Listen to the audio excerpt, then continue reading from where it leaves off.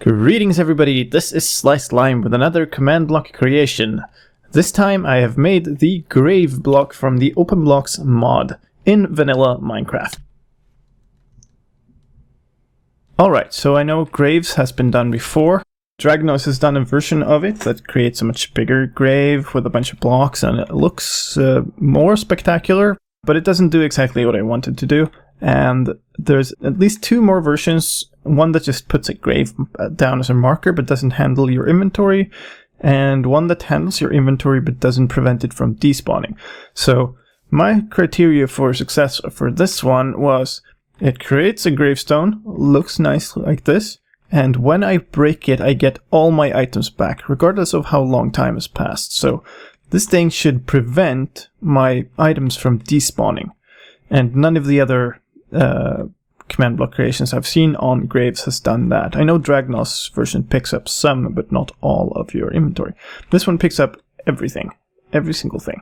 So when I break this gravestone, I get all my stuff back. And that's pretty cool.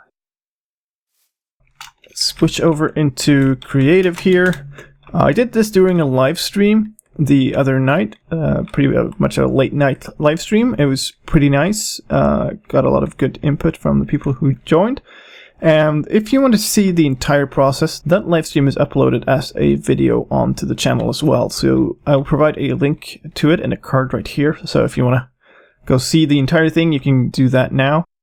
Otherwise, I'm going to be going through a bit quickly how this thing works. So there's two scoreboards, scoreboard objectives, let's do list. So there's a killed scoreboard, that's the death count, and that's just used to detect when somebody dies and to trigger this entire thing.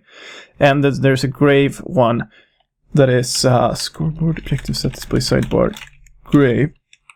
And it's used to keep track of which items belong to a grave or not.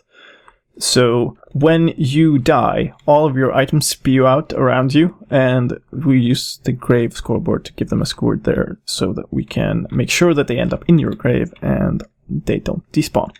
This block is something which I'm pretty happy about this creation. This block is the only clocked block. This is the only clock. It's a set block clock. Let's see, it's this one and this one. Those are the only two commands that keep running all the time, and there's two commands on it. One to detect when you die, and one to detect when you break the grave.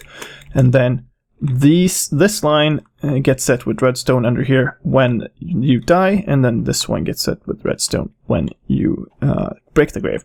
And this one could probably be compacted a bit more, but meh, it's pretty compact already. I'm going to package this up into a one command creation thing. So if you want it that way, you can get it that way, and I'm also going to provide a link in the video description to an MC-Edit schematic download. So if you want it, you can get it either of those ways. But let me show you a bit how it works. Here's pretty much just execute. Whenever you get killed, you get a score of 1 in the scoreboard because Minecraft automatically updates the death count. And then we're going to execute off of this armor stand that's standing on top, right here behind the GUI right now, and then we're going to do a fill command off to the side of that fills these 5 blocks under here with redstone blocks. Now what happens is we what's first? This one is first. We summon an item frame, and that's just to align things into a block so that all the grave appears correctly with regards to that sign. And if you're wondering about how that's done, I have an advanced tutorial on that subject that you can go watch. I'll link that here as well.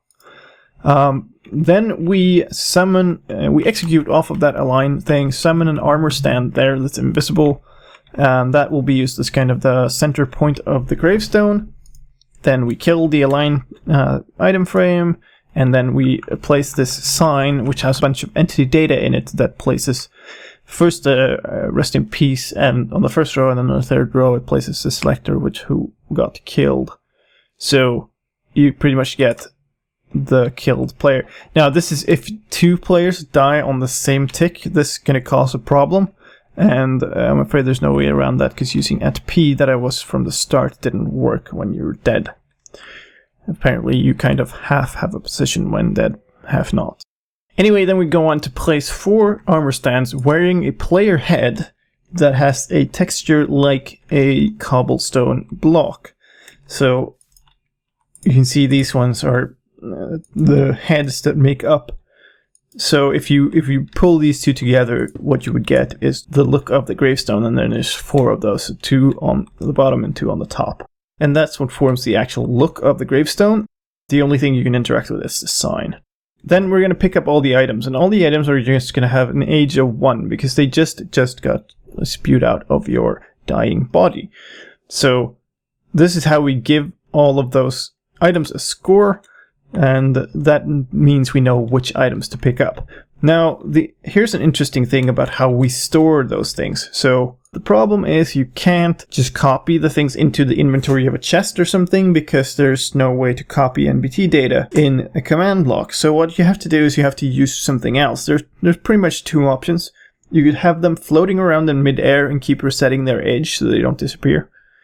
But the problem with that is you have to constantly teleport them up, because they keep falling, and there's a lot of glitching involved with that kind of stuff. And I don't want to have more stuff on this clock than I need to.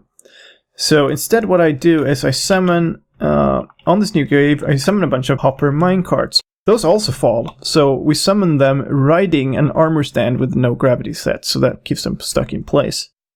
So we're going to summon those right on top of the grave, and a hopper minecart has 5 inventory spaces, so we need a whole bunch of those.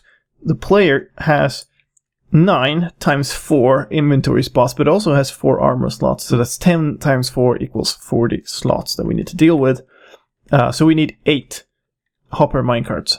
So what I do is summon one, then use my favorite trick, which is duplicating things. So we execute off of those minecarts and then summon more minecarts. Which means you need only 4 commands to get 8 minecarts riding 8 armor stands. And then we can rename them so that they don't get included the next time that happens. And then what we do is gather up all the items. So we teleport all the items that we gave a score earlier in the grave scoreboard to this new grave. And then we take those armor stands with hopper minecarts on them, and we teleport them 512 blocks into the air. Now the good that does is it places them well beyond the range of our play field, which means that they will never be in the way and they will never be visible, so it's never going to be in your actual world. And then we're going to teleport all those items up as well. So we pretty much just place a bunch of hopper minecarts way up in the sky and then teleport all the items to them. The hopper minecarts will actually suck up all those items. And since they're inside the inventory of something, they don't decay. And then there's some cleanup work here where we reset the scores and we set this back to stone blocks and so on. So then the question is what happens when we break the block, and that is simply detected by executing off of a grave and detecting that there's an air block there now, because there was a sign block there when we set it there, and that means somebody broke the grave. And in that case, we're going to fill these blocks, and what we're going to do is detect the same thing and then rename that thing into Dying Grave, which is one of the best names I've ever used in the command creation. And we are going to kill its armor stands with the stone heads, and then we're going to go 512 blocks into the air and then kill the armor stands up there, and also kill the minecarts up there.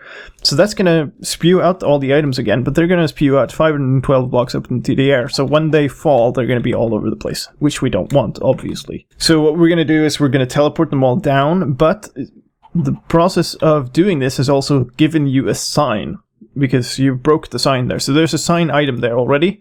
We're going to find those. So we're going to find the signs in the world that has a count of 1. So there's only 1 sign on the ground. And then we're going to kill one of those next to the grave. So you don't get an extra sign every time you die, because that would be weird. And then we're going to reset the score of those. And finally, we're going to take all those items and we're going to teleport them down to the grave where you're standing. So they're all going to end up in the same spot, more or less. And then we're going to kill the grave and set this back to stone. And that's all there is to it, really. So there's a whole bunch of complications in here. I worked on it for maybe 15 minutes before I started the stream, so I had a few of these things set up. Maybe half an hour, I don't know. I was mostly experimenting with the cobblestone heads and stuff to figure out if I could make a good looking grave texture. But if you're interested in seeing the entire process of making this from pretty much only having the point where it's set the sign and nothing else to the finished thing here, then go watch the entire live stream video. And of course, if you want it, the links are in the video description to an mcedit schematic file and a one command pastable text file thing. Hope you enjoy, and that is all for today. Thank you very much for watching. My name is slicedlime. I will see you in the next video. Bye bye.